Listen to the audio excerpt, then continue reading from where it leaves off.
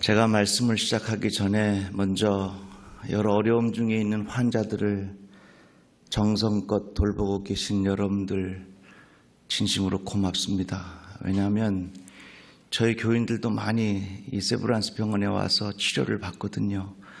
정말로 여러분들 진심으로 감사의 마음을 전합니다. 우리나라는 이제 유교의 영향을 많이 받았지요. 이 유교의 영향은 결국은 우리들의 인간관계에 대한 많은 영향을 미쳤습니다. 그래서 부모와 자식과의 관계는 어때야 되느냐? 거기는 효가 있어야 된다. 그리고 임금과 신하와의 관계는 어때야 되느냐? 거기는 충이 있어야 된다. 이 벌레 충자는 아닙니다. 그리고 장유유서, 윗사람과 아랫사람들과의 관계는 어때야 되느냐? 잘 질서가 있어야 된다 하는 이런 관계에 대한 정리를 유교가 많이 해줬고 또 이 영향을 받아서 우리들이 살아가고 있습니다. 그러다가 보니까 특별히 우리나라는 이 서로의 이 서열을 굉장히 중요하게 여깁니다.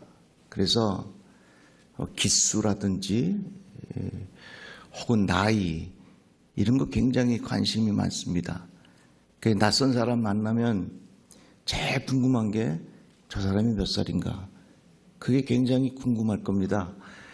그래서 이제 몇 살쯤 됐나? 뭐 띠도 물어보고 뭐 학번이 어떻게 되느냐? 뭐 이렇게 물어보면서 나이에 대한 탐색을 하다가 어느 정도 무르익으면 민증 까자 뭐 이렇게 이야기를 하죠. 그렇게 하면서 서로의 이 서열을 정하는 것을 굉장히 좋아하는 것이 우리의 문화입니다. 이게 우리만 그런 게 아니라 서양에도 그렇다 그래요. 랭크라는 말이 있죠. 그거는 이제 순이라는 말인데 그 랭크를 중요하게 여긴다는 의미를 랭키즘이라 서열주의라 그렇게 사용하는 단어가 있기도 합니다. 그런데 이런 일이 우리뿐만 아니라 예수님 제자들에게도 일어났습니다. 제자들이 한참 다투고 있는 거예요. 무슨 일 가지고 다투느냐면 누가 더 크냐 하는 그 다툼이 일어난 것입니다. 예수께서 말씀하시기를 잔치의 윗자리와 회당의 높은 자리와 시장에서 문안받는 것과 사람에게 랍비라 칭함받는 것을 좋아하느니라. 누가 더 높은 자리에 앉아 있을 것이냐 하는 그 자리에 대한 서열에 대한 그런 관심들이 참 많이 있습니다. 가끔 이렇게 뉴스를 보면요, 정상들끼리 이렇게 만나잖아요. 정상들끼리 만나면 먼저 안 갑니다. 왜? 먼저 가서 기다리고 있는 것이 약간 아래에 있다고 생각하는 그런 경향이 있는가 봐요. 그래서 국제사회에서 정상들끼리 모일 때에 제일 늦게 오는 사람이 누구냐면 푸틴 대통령이래요. 그런데 얼마 전에 푸틴 대통령하고 김정은이하고 만났는데 누가 더 늦게 간 줄 아시죠? 김정은이 더 늦게 갔어요. 그러니까 대단한 사람이에요. 저는 그런 뉴스를 보면서 서로 자기가 조금이라도 뒤로 처지지 않으려고 조금이라도 더 늦게 가는 모습을 보면 조금 외람된 표현일는지 모르지만 마치 무슨 동물의 세계를 보는 것 같아요. 이 세상에서의 관심거리의 관심의 방향은 뭐냐면 누가 더 높은 자리에 앉아있느냐, 누가 더 영향력이 크냐, 누가 더 힘이 있느냐, 이것에 대한 관심이 이 세상에서의 관심거리입니다. 근데 예수께서 그렇게 누가 더 높은 자리에 앉아있느냐, 누가 더 큰 자리에 있냐, 이것에 대한 관심에 집중되어 있는 제자들에게 말씀하시기를 시몬아 시몬아 보라 사탄이 너희를 밀가부로 타려고 요구하였으나 그러나 내가 너희를 위하여 내 믿음이 떨어지지 않기를 기도하였노니. 우리들에게 주시는 도전의 말씀입니다. 이 시대는 어떻습니까? 누가 더 영향력 있는 자리인가?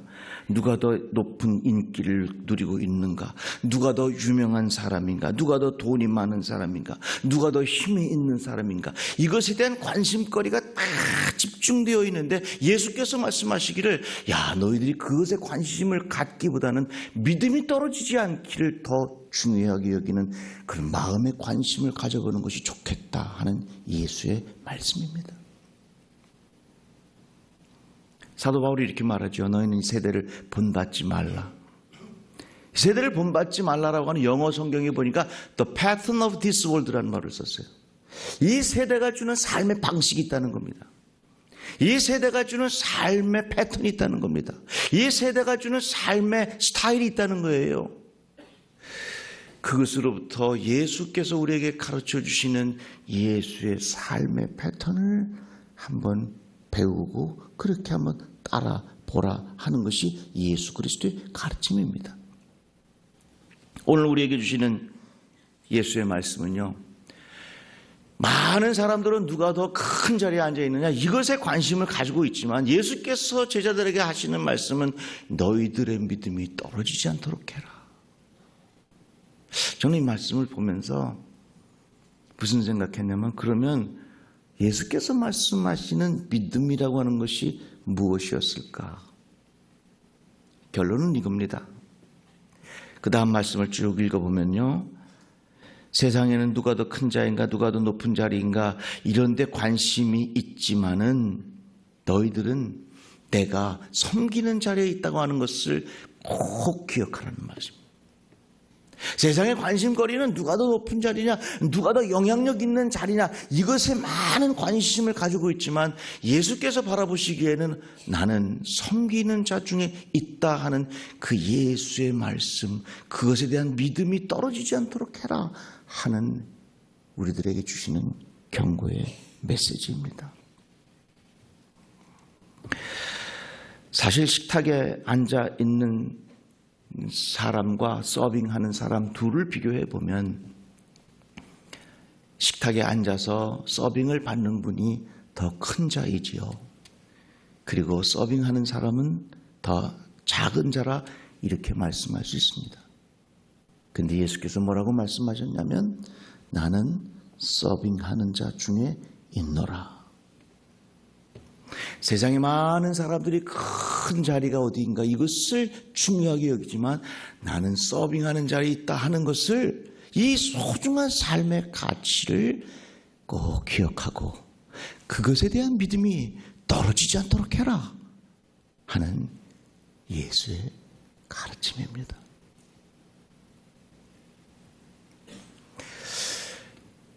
저는 이 세브란스 병원에 올 때마다 그 엘리베이터와 로비에서 울려 퍼지는 찬송 소리가 너무 좋아요. 그 피아노 음악이 참 좋습니다. 저는 그 음악을 들으면 그냥 예수 그리스도께서 우리들에게 가르쳐 주신 그 향내가 그 찬양의 향기 속에서 확 퍼져가는 것 같아요. 바라기는 이곳에서 함께 예배하고 이곳에서 귀한 사명을 감당하는 여러분들에게 이런 예수의 마음이 있기를 주의 이름으로 축복합니다. 세상에 많은 사람들의 관심은 누가 더 인기를 누리느냐, 누가 더 영향력이 있느냐, 누가 더 유명한 사람인가, 이런 것에 대한 관심거리를 가지고 살지만 예수께서 말씀하시기를 나는 섬기는 자 중에 있노라 하는 그 예수의 말씀. 예수께서 제자들에게 말씀하셨습니다. 너희들이 내가 배가 고플 때에 먹을 걸 주었고, 내가 추웠을 때에 옷을 입혀 주었고, 내가 목이 마를 때에 마실 걸 주었노라. 그러니까 제자들이 아니 예수님이 언제 배가 고프셨고 예수님이 언제 목이 마르셨습니까? 아니다. 작은 자에게 준 것이 곧 나에게 준 것이다.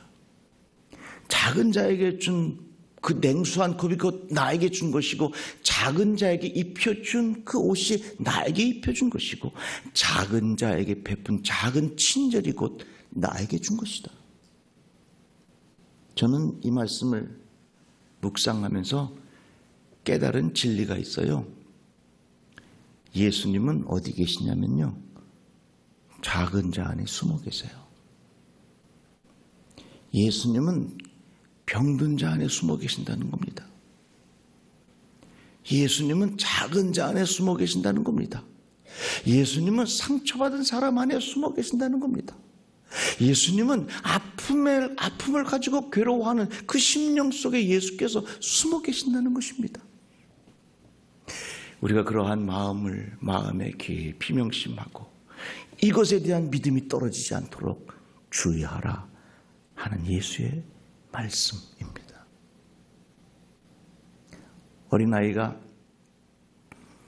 신발 가게 앞에서 신발을 가만히 쳐다보면서 기도하고 있더래요. 그래서 지나가던 아주머니가 너 여기서 뭐하냐 그랬더니 저 신발 하나 신고 싶은데 저 신발 좀 내가 신게 해달라고 하나님 앞에 기도하고 있더라는 거예요. 그러니까 이 부인이 아이를 데리고 신발 가게로 들어가서 야 한번 골라봐라 그래. 그러니까 이 아이가 신발 두 켤레를 골라가지고 이걸 사야지 될지 이걸 가져가야 될지 둘 중에서 고민을 하는 거예요. 아줌마 어떤 게 이뻐요? 그러니까 이 부인이 얘야 그냥 두 개 다 가져가라. 그러니까 이 아이가 너무 신이 나가지고서 신발 두 개를 양손에 쥐고 부인한테 이렇게 묻더랍니다. 아줌마 하나 여쭤볼 게 있는데요. 제가 질문해도 돼요? 그래 보는데 혹시 아주머니 하나님 부인 되시나요? 그러고 묻더라고요. 작은 자 안에 예수님 숨어 계십니다. 작은 자 안에 베푸는 친절과 작은 자 안에 베푸는 따뜻한 사랑의 마음이 우리가 그 안에서 하나님의 임재를 경험하게 할 것입니다. 오늘 하루도 그러한 은혜가 여러분들에게 가득하기를 주의 이름으로 축복합니다.